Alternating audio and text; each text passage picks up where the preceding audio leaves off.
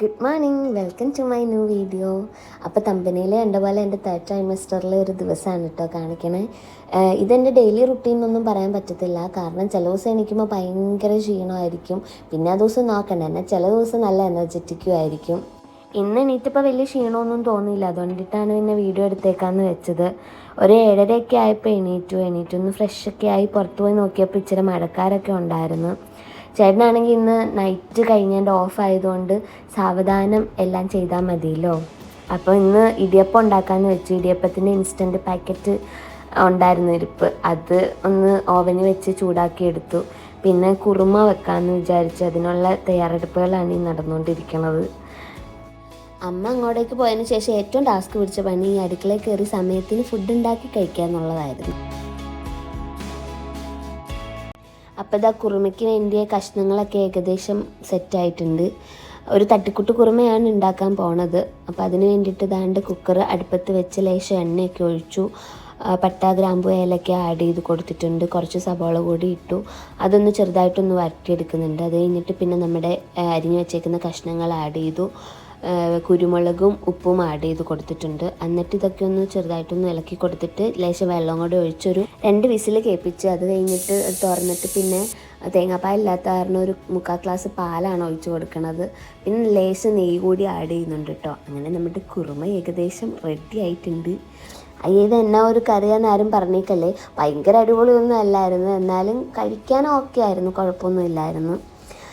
അത് കഴിഞ്ഞ് ഞങ്ങൾ കഴിച്ചിട്ട് പിന്നെ അടുത്ത ഇതെന്ന് വെച്ചിട്ടുണ്ടെങ്കിൽ ടാബ്ലറ്റ് കഴിക്കുക എന്നുള്ളതാണ്. അയൺ ടാബ്ലറ്റ് കഴിക്കുമ്പോൾ എനിക്ക് ആദ്യത്തെ ട്രൈമസ്റ്ററിൽ ഞാൻ ഉറപ്പായിട്ട് വോമിറ്റ് ചെയ്യുമായിരുന്നു. ഇപ്പം പിന്നെയും കുഴപ്പമില്ല.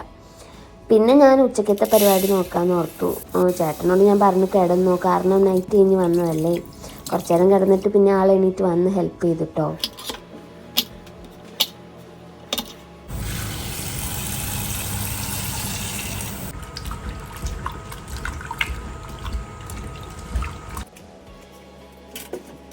എനിക്കാണെങ്കിൽ തേർഡ് ട്രൈമസ്റ്റർ തുടങ്ങിയ പിന്നെ ഒരു മോസ്റ്റ് ഫേവറേറ്റ് ആയിട്ടുള്ളൊരു കറിയായിട്ട് മാറിയേക്കുക അവിയൽ. എന്നും കിട്ടുകയാണെങ്കിൽ അത്രയ്ക്ക് സന്തോഷം. ഇത് വെച്ച് കഴിഞ്ഞ് ഞാൻ പിന്നെ പോയി കുറച്ച് നേരം കിടക്കുന്നുണ്ട്, കാരണം ഒരുപാട് സ്ട്രെയിൻ എടുക്കേണ്ടെന്ന് ഡോക്ടർ പറഞ്ഞത്. എനിക്കാണെങ്കിൽ നല്ല പോലൊക്കെ നടുവിന് വേദനയുണ്ട്. പിന്നെ ഞാൻ വിചാരിച്ചു ഇച്ചിരി മീൻ കറി കൂടി വെക്കാം, അതാകുമ്പോൾ 2 ദിവസത്തേക്ക് ഇരുന്നോളൂല്ലോ കുടംപുളിയൊക്കെ ഇട്ട് വെച്ച് കഴിഞ്ഞിട്ടുണ്ടെങ്കിൽ. അങ്ങനെ അവിയൽ ഏകദേശം സെറ്റായിട്ടുണ്ട്. പിന്നെ വന്നിട്ട് മീൻ കറിക്ക് വേണ്ടിയിട്ടുള്ള കൊച്ചുള്ളിയും പച്ചമുളകും ഇഞ്ചിയും വെളുത്തുള്ളിയും തക്കാളിയൊക്കെ എടുത്ത് വെച്ചു.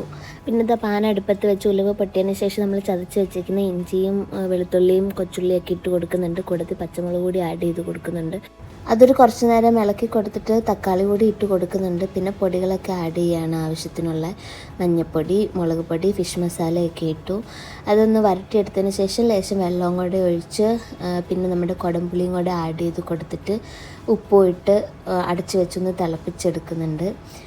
അത് കഴിഞ്ഞ് കഴുകി വൃത്തിയാക്കി വെച്ചേക്കുന്ന മീൻ അതിലേക്ക് ആഡ് ചെയ്ത് കൊടുത്തു. പിന്നെ പൊടിഞ്ഞു പോകാതിരിക്കാൻ വേണ്ടിയിട്ട് അതെടുത്തൊന്ന് ചുറ്റിച്ചും കൂടെ കൊടുത്തിട്ട് അടച്ച് വെച്ച് അതൊന്ന് വേവിച്ചെടുക്കുന്നു. അപ്പോൾ ഇതാ മീൻ കറി അങ്ങനെ പവറായിട്ടുണ്ട്. കുറച്ച് വെളിച്ചെണ്ണയും കറിവേപ്പിലയും കൂടെ അതിൻ്റെ മണ്ടയ്ക്കൊട്ട് തൂക്കി കൊടുക്കുന്നുണ്ട്. സാധാരണ ഏതെങ്കിലും 2 കറികളെ വെക്കാറുള്ളൂ, എന്നതേലും ഒരു ഒഴിച്ചുകറി, ഒരു മെഴുക്കുവരട്ടിയും. പിന്നെ ഇന്ന് ഇച്ചിരി ഗ്രാൻഡ് ആയിക്കോട്ടെ എന്ന് വിചാരിച്ചിട്ട് ലേശം ബീൻസും കൂടെ മെഴുക്കുവരട്ടി ആക്കുന്നുണ്ട്. വേറൊന്നുമല്ല, ഇനി ബീൻസ് വെച്ചിട്ടുണ്ടെങ്കിൽ അതിന് കേടായി പോകും, അതുകൊണ്ട് കളയണ്ടല്ലോ എന്ന് വിചാരിച്ചിട്ടാണ് ഇച്ചിരി ബീൻസ് മെഴുക്കുവരട്ടി കൂടിയിട്ട് വെക്കുന്നത്. അങ്ങനെ ഉച്ചക്കത്തെ എല്ലാം റെഡിയായി കഴിഞ്ഞപ്പോഴത്തേക്ക് ഞാൻ പിന്നെ കുളിക്കാനായിട്ട് പോയി. അമ്മ ഉണ്ടായിരുന്നപ്പം എന്നും രാവിലെ കുളിക്കുമായിരുന്നു, കാരണം വേറെ ഒന്നും ചെയ്യാനില്ലല്ലോ. പക്ഷേ ഇപ്പം കുളിയും നനയും ഒക്കെ കണക്കാണ്. നാട്ടിൽ നിന്ന് പിന്നെ വീഡിയോ കോൾ ചെയ്യുമ്പം പറയും കുറച്ച് വൃത്തിക്കൊക്കെ നിനക്ക് ഇരുന്നൂടെ എന്ന് പറയും. അപ്പോൾ പിന്നെ എന്തായാലും കുളിച്ച് തന്നെ പിന്നെ ലേശം മേക്കപ്പൊക്കെ ഇട്ട് വൃത്തിക്ക് ഇരുന്നേക്കാന്ന് വെച്ചു. അങ്ങനെ ദാണ്ട് കണ്ണാടിയുടെ മുന്നിൽ നിന്ന് ഭയങ്കര ഷോയൊക്കെ നടത്തിക്കൊണ്ടിരുന്നപ്പോഴാണ് ചേട്ടൻ ഉറക്കത്തിൽ നിന്ന് എണീറ്റ് വരണത്. നീ എന്തൊരു ഈ ഫോണും വെച്ചുകൊണ്ട് കാണിക്കണത് എന്ന് ചോദിച്ചാണ് ആശാൻ വന്നത്.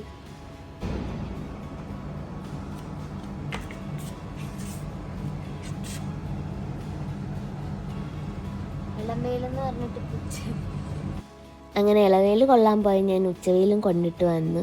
പിന്നെ ചോറും എടുത്ത് രേഖാചിത്രവും കണ്ടങ്ങോട്ടിരുന്നു. അതെല്ലാം കഴിഞ്ഞ് കഴിഞ്ഞപ്പോഴത്തേക്കും ഞങ്ങൾ 2 ആളും ഉറങ്ങിപ്പോയി. എണീറ്റപ്പോഴത്തേക്ക് ഏകദേശം സന്ധ്യ ആകാറായിരുന്നു. പിന്നെ അടിച്ചൊക്കെ വാരിയിട്ട് വിളക്ക് വെക്കാനുള്ള കാര്യം നോക്കി.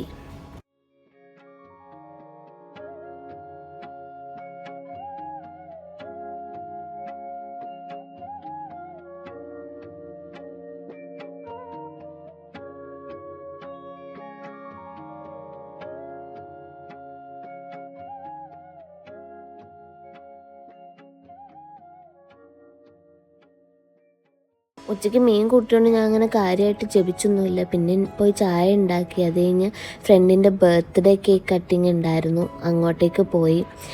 അവരുടെ കാര്യം പറയാനാണെങ്കിൽ സത്യം പറഞ്ഞാൽ അമ്മ പോയതിന് ശേഷം എനിക്കുണ്ടായിരുന്ന ഏക ആശ്വാസം അവരായിരുന്നു. ഒരു ഫ്രണ്ടിന് ഉപരി ഒരു സിസ്റ്റർ ലൈക്ക് ഫീലിംഗ് ആണ് കേട്ടോ.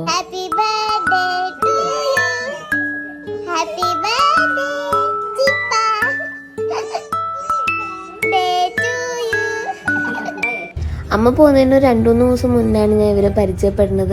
പക്ഷെ പെട്ടെന്ന് അങ്ങോട്ട് ഒരു ബോണ്ടിങ് ആയിപ്പോയി. ചേട്ടനാണെങ്കിൽ നൈറ്റ് പോണ സമയത്താണെങ്കിൽ ഇവരായിരുന്നു എനിക്ക് വന്ന് കൂട്ടൊക്കെ കിടന്നുകൊണ്ടിരുന്നത്. അതുമാത്രമല്ല ആ കുഞ്ഞിതാണ് ഇപ്പോഴത്തെ എൻ്റെ ബെസ്റ്റ് ഫ്രണ്ട്. ഇപ്പം നമുക്കെന്ന് വെച്ചിട്ടുണ്ടെങ്കിൽ ഫിസിക്കലി മെൻ്റലി ഒക്കെ ഒരു സപ്പോർട്ട് വേണ്ട സമയം. ഞാൻ ഒന്ന് ഒരു കുറച്ച് നേരം മെസ്സേജ് നോക്കിയില്ലെങ്കിൽ തന്നെ ഓടി വന്ന് നോക്കും, അല്ലെങ്കിൽ എന്നെ വിളിക്കും, ഓക്കെ അല്ലേ, കുഴപ്പമൊന്നുമില്ലല്ലോ. പിന്നെ വയറ് നിറയെ ഫുഡും കൊണ്ട് തരുമായിരുന്നു. അമ്മ നാട്ടിൽ പോയതിൻ്റെ ഒരു കുറവ് നികത്തിയത് ശരിക്കും ഇവരാണ് കേട്ടോ. നമ്മൾ ലൈഫിൽ തീരെ എക്സ്പെക്റ്റ് ചെയ്യാത്തവരായിരിക്കും നമുക്ക് വേണ്ടപ്പെട്ട സമയത്ത് കൂടെ ഉണ്ടാവുന്നത്. എന്തായാലും ഇവർ അതുങ്ങോളം ഇങ്ങനെ ഹാപ്പി ആയിട്ടിരിക്കട്ടെ. അപ്പോൾ കേക്ക് കട്ടിങ് ഒക്കെ കഴിഞ്ഞ് അവളുടെ ചേട്ടൻ ഒരു ഐഫോണൊക്കെ ഗിഫ്റ്റ് ചെയ്തു. അങ്ങനെ ബർത്ത്ഡേ ട്രീറ്റൊക്കെ മേടിച്ച് നമ്മൾ അവിടെ നിന്ന് ഇറങ്ങി. വീഡിയോസ് പിന്നെ എടുക്കാൻ മറന്നു കേട്ടോ.